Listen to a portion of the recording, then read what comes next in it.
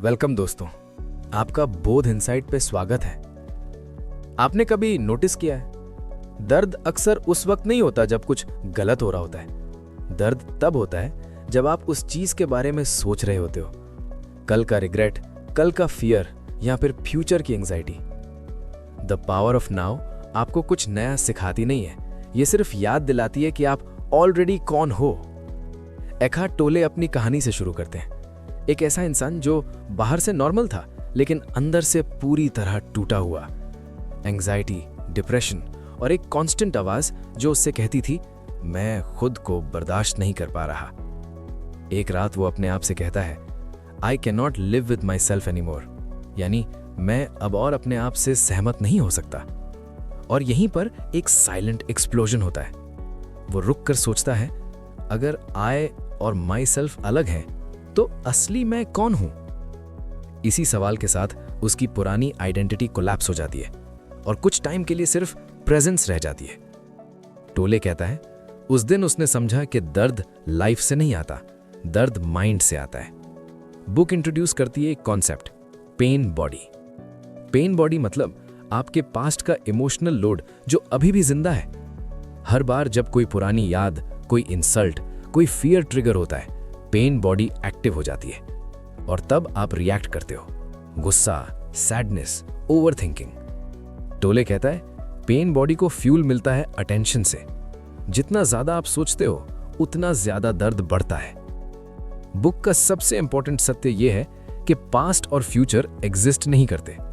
Past सिर्फ memory है, future सिर्फ इमेजिनेशन होता है। रियलिटी सिर्फ एक जगह होती है, वो है नाउ, यानी प्रेजेंट में। लेकिन हम 90% टाइम नाउ में नहीं रहते। हम सोचते रहते हैं, वो तब बोला था, कल क्या होगा, अगर ऐसा हो गया तो।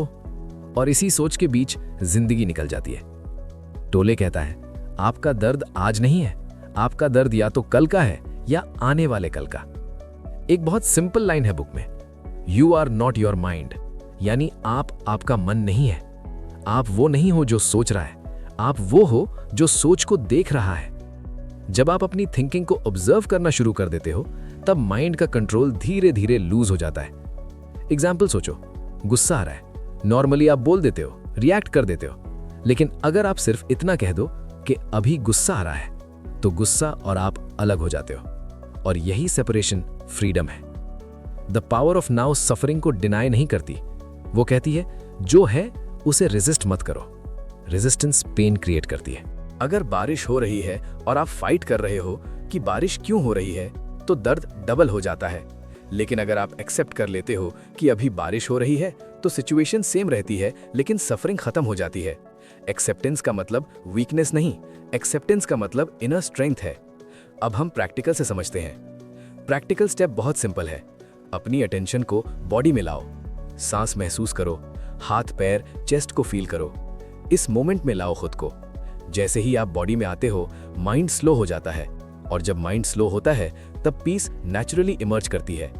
द पावर ऑफ नाउ यहीं पे एक बात क्लियर कर देती है, आपको फ्यूचर परफेक्ट करने की जरूरत नहीं, आपको सिर्फ प्रेजेंट में पूरा होना है। ईगो का मतलब घमंड नहीं होता, ईगो का मतलब होता है अपने आप को सोच के साथ जोड़ लेना। जब आप कहते हो, मैं ऐसा ही हूं, मैं फेल हो चुका हूं, लोग मुझे रिस्पेक्ट नहीं करते, तो ये सच नहीं होता, ये सिर्फ माइंड की कहानी होती है। ईगो को जिंदा रहने के लिए दो चीजों की जरूरत होती है, पास्ट और फ्यूचर। पास्ट से ईगो दर्द उठाता है और फ्यूचर से फियर यानी डर। इसलिए जब आप प्रेजेंट में आते हो तब ईगो अनकंफर्टेबल हो जाता है, क्योंकि प्रेजेंट में ईगो का कोई रोल नहीं होता। माइंड का एक काम होता है कंपेयर करना। वो कहता है, वो मुझसे बेटर है, मैं पीछे रह गया, मुझे और अचीव करना चाहिए। और जब कंपैरिजन होता है, पीस तुरंत चला जाता है। टोले कहता है, कंपैरिजन में जीने वाला इंसान कभी इनफ फील नहीं करता। इसलिए जितनी ज्यादा अचीवमेंट उतनी ज्यादा एंजाइटी। ईगो को प्रॉब्लम्स चाहिए होती हैं, क्योंकि बिना प्रॉब्लम के ईगो बोरिंग हो जाता है। अगर बाहर प्रॉब्लम नहीं है, ईगो अंदर प्रॉब्लम बना लेता है। ओवरथिंकिंग इसी का रिजल्ट है। आप एक ही चीज को बार बार सोचते हो, क्योंकि ईगो को ड्रामा चाहिए। लेकिन एक सिंपल ऑब्जर्वेशन ये है कि जब आप पूरी तरह प्रेजेंट होते हो तो ओवरथिंकिंग रुक जाती है, माइंड शोर करता है, प्रेजेंस साइलेंट होती है। एक बहुत पावरफुल लाइन है बुक में, all problems are illusions of the mind. इसका मतलब ये नहीं कि सिचुएशन फेक है, इसका मतलब ये है कि सफरिंग ऑप्शनल है। सिचुएशन प्रेजेंट मोमेंट में होती है, प्रॉब्लम टाइम के साथ क्रिएट होती है।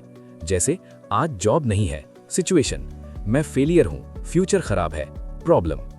ईगो हमेशा किसी चीज के साथ अपनी आइडेंटिटी बना लेता है, जॉब, रिलेशनशिप, स्टेटस या फिर पेन के साथ। कुछ लोग अपने दर्द से ही आइडेंटिटी बना लेते हैं। मैं हमेशा अनलकी हूं, लोग मुझे समझते ही नहीं। जब पेन आइडेंटिटी बन जाता है, हीलिंग इम्पॉसिबल लगने लगती है। लेकिन जैसे ही आप पेन को ऑब्जर्व करते हो, वो आइडेंटिटी टूटने लगती है। एक साइलेंट प्रैक्टिस बताते हैं टॉले। जब भी नेगेटिव थॉट आए, उस थॉट को लेबल मत दो, उससे फाइट मत करो। बस इतना देखो, अभी एक थॉट आ रहा है। ये छोटा सा गैप आप और माइंड के बीच डिस्टेंस क्रिएट कर देता है, और इसी डिस्टेंस में फ्रीडम होती है। ईगो को हमेशा वैलिडेशन चाहिए होती है, लाइक्स, रिस्पेक्ट, अप्रूवल। लेकिन जब आप प्रेजेंट में होते हो, आपको किसी से कुछ लेने की जरूरत नहीं होती। प्रेजेंस कंप्लीट होती है, उसमें कमी नहीं होती। आप जितना ज्यादा माइंड को समझने लगते हो, उतना ही कम माइंड आपको कंट्रोल करता है। और जब कंट्रोल छूट जाता है, तो जो बचता है वो आपका रियल सेल्फ होता है। द पावर ऑफ नाउ यहीं पे एक ट्रूथ ड्रॉप करती है। आपको अपनी लाइफ चेंज करने की जरूरत नहीं, आपको सिर्फ अपनी स्टेट ऑफ कॉन्शियसनेस चेंज करनी है। हर इंसान के अंदर एक इमोशनल लेयर होती है जो पास्ट के एक्सपीरियंसेस से बनी होती है। Insults, rejection, guilt, fear, trauma, ये सब मिलकर एक एनर्जी बना देते हैं, यानी पेन बॉडी। पेन बॉडी यादें नहीं होती, पेन बॉडी जिंदा इमोशन होता है। ये तब एक्टिव होता है जब कोई चीज आपके पास्ट को टच कर जाए, किसी का टोन, किसी का साइलेंस या कोई छोटी सी बात, और अचानक आप रिएक्ट कर देते हो। गुस्सा, रोना, विड्रॉल, ओवरथिंकिंग। पेन बॉडी को एक ही चीज चाहिए, और वो है अटेंशन। जब आप दर्द को रेजिस्ट करते हो, पेन बॉडी स्ट्रांग होती है। जब आप कहते हो ये मुझे क्यों हो रहा है, मैं हमेशा ऐसा ही क्यों हूं, पेन बॉडी और फीड होती है। लेकिन जब आप सिर्फ ऑब्जर्व करते हो, अभी बॉडी में हैवी फीलिंग है, चेस्ट में टाइटनेस है, तो पेन बॉडी को फ्यूल नहीं मिलता। पेन बॉडी माइंड का यूज करती है, वो थॉट्स भेजती है ताकि आप उसमें फंस जाओ। वो मुझे रिस्पेक्ट नहीं करता, मैं कभी हैप्पी नहीं हो पाऊंगा। लेकिन सच ये है, ये थॉट्स आप नहीं हो, ये सिर्फ पेन बॉडी की आवाज है। जैसे ही आप ये पहचान लेते हो, पावर शिफ्ट हो जाती है। एक इंपॉर्टेंट ट्रूथ है, पेन बॉडी को डिस्ट्रॉय नहीं करना होता, उससे फाइट करोगे तो वो स्ट्रांग होगी। उसे सिर्फ कॉन्शियसनेस की लाइट चाहिए। जब लाइट आती है, डार्कनेस नेचुरली डिसॉल्व होती है। एग्जाम्पल सोचो, किसी ने आपको इग्नोर कर दिया, पेन बॉडी एक्टिवेट हुई, माइंड बोला मैं इंपॉर्टेंट नहीं हूं। अगर आप इस थॉट को मान लोगे तो सफरिंग बढ़ेगी। लेकिन अगर आप कह दो अभी रिजेक्शन का इमोशन फील हो रहा है, तो आप इमोशन बनने से बच जाते हो। जब भी इंटेंस इमोशन आए, माइंड में मत जाओ, बॉडी में जाओ। सांस महसूस करो, हाथ, पैर, स्टमक को फील करो, इमोशन को स्पेस दो। आप देखेंगे इमोशन वेव की तरह आता है और बिना लड़े ही चला जाता है। पेन बॉडी का एक ट्रिक होता है, वो आपको पास्ट या फ्यूचर में ले जाती है। लेकिन पेन बॉडी प्रेजेंट मोमेंट में सरवाइव नहीं कर पाती। इसीलिए जैसे ही आप अभी में आते हो, पेन बॉडी वीक हो जाती है।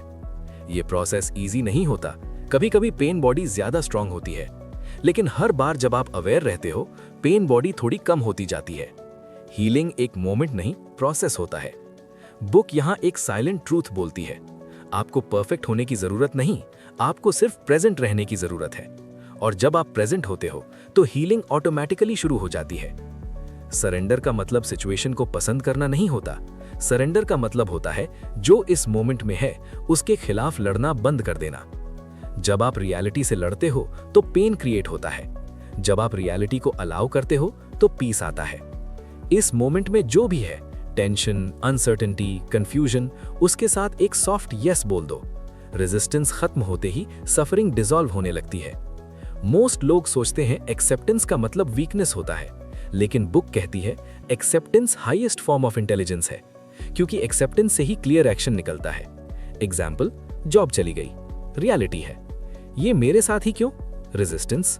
अभी ये सिचुएशन है, एक्सेप्टेंस। जब आप एक्सेप्ट करते हो, पैनिक कम होता है और माइंड सॉल्यूशन मोड में आता है। सरेंडर का एक प्रैक्टिकल रूल है, जो भी अभी फील हो रहा है, उसके लिए स्पेस बनाओ। इमोशन को लेबल मत करो, उससे जज मत करो, बस महसूस करो। आप देखेंगे इमोशन को अटेंशन मिलते ही वो सॉफ्टन हो जाता है। बुक एक और ट्रूथ बताती है, इनर पीस सिचुएशन से नहीं, स्टेट ऑफ बीइंग से आता है। बाहर सब कुछ परफेक्ट हो सकता है, लेकिन अगर माइंड रेस्टलेस है तो हैप्पीनेस नहीं होगी, और अगर अंदर शांति है तो केओस भी मैनेजेबल लगता है। एग्जाम्पल, ट्रैफिक जैम है, सिचुएशन सेम है सबके लिए, एक ड्राइवर फ्रस्ट्रेटेड है, दूसरा काम म्यूजिक सुन रहा है। डिफरेंस रोड का नहीं, कॉन्शियसनेस का है। टोले कहते हैं, प्रेजेंट मोमेंट को प्रॉब्लम मत बनाओ, प्रेजेंट में प्रॉब्लम होती ही नहीं, प्रॉब्लम तब बनती है जब आप प्रेजेंट को फ्यूचर के साथ जोड़ देते हो। ये हमेशा ऐसा ही रहेगा। ये सेंटेंस सफरिंग क्रिएट करता है। सरेंडर का मतलब ये नहीं कि आप एक्शन नहीं लोगे, सरेंडर का मतलब है एक्शन बिना इनर रेजिस्टेंस के। जब एक्शन रेजिस्टेंस से आता है तो स्ट्रेस होता है, जब एक्शन क्लैरिटी से आता है तो फ्लो होता है। एक पावरफुल प्रैक्टिस, जब भी स्ट्रेस आए पूछो, इस मोमेंट में मैं किस चीज का विरोध कर रहा हूं। जिस चीज को एक्सेप्ट कर लोगे उस चीज का पावर खत्म हो जाता है। बुक यहीं पे एक लाइन ड्रॉप करती है, Whatever you fight, you strengthen। और जो आप अलाउ करते हो वो ट्रांसफॉर्म हो जाता है। इनर पीस कोई अचीवमेंट नहीं, ये ऑलरेडी मौजूद है, बस नॉइस के नीचे छुपी हुई। जैसे ही आप रेजिस्टेंस छोड़ देते हो, पीस नेचुरली सरफेस पर आ जाती है। इस बुक का फाइनल मैसेज सिंपल है, आपको अपनी जिंदगी बदलने की जरूरत नहीं, आपको सिर्फ इस मोमेंट में पूरी तरह रहना सीखना है। अगर आप आज से ये अप्लाई कर लो तो लाइफ धीरे धीरे अंदर से शिफ्ट होने लगेगी। तो आइए अब कुछ पॉइंट्स को समझते हैं। 1. आप प्रॉब्लम नहीं, ऑब्जर्वर हो। एग्जाम्पल, एंजाइटी आ रही है, सोचो मुझे एंजाइटी हो रही है, ना कि मैं एंग्शियस हूं। इस गैप से ही पावर वापस आती है। 2. हर मोमेंट को एनिमी मत बनाओ। एग्जाम्पल, बोरिंग मीटिंग चल रही है, लड़ना बंद करो, साउंड, सांस, बॉडी को फील करो, स्ट्रेस कम हो जाता है। 3. माइंड फ्यूचर में भागता है, लाइफ अभी होती है। एग्जाम्पल, कल का इंटरव्यू सोच सोच कर टेंशन, इंटरव्यू कल है लेकिन सांस अभी चल रही है, उसमें आओ। 4. पेन को महसूस करो, कहानी मत बनाओ। एग्जाम्पल, ब्रेकअप के बाद दर्द, मैं कभी ठीक नहीं होऊंगा मत बोलो, सिर्फ चेस्ट की हैवीनेस फील करो, दर्द डिसॉल्व होने लगता है। 5. एक्सेप्टेंस से एक्शन पावरफुल होता है। एग्जाम्पल, जॉब चली गई, पहले एक्सेप्ट करो, फिर कामली नेक्स्ट स्टेप डिसाइड करो, पैनिक से डिसीजन गलत होता है। 6. ईगो कंपैरिजन से जीतता है। एग्जाम्पल, सोशल मीडिया स्क्रॉल करते वक्त इंफीरियॉरिटी फील हो रही है, फोन साइड में रखो, प्रेजेंट रूम को देखो, ईगो वीक पड़ जाता है। 7. साइलेंस भी एक टीचर है। एग्जाम्पल, रोज 5 मिनट बिना मोबाइल, बिना म्यूजिक, सिर्फ शांत बैठो, माइंड धीरे धीरे सॉफ्ट होता है। 8. सफरिंग ऑप्शनल है।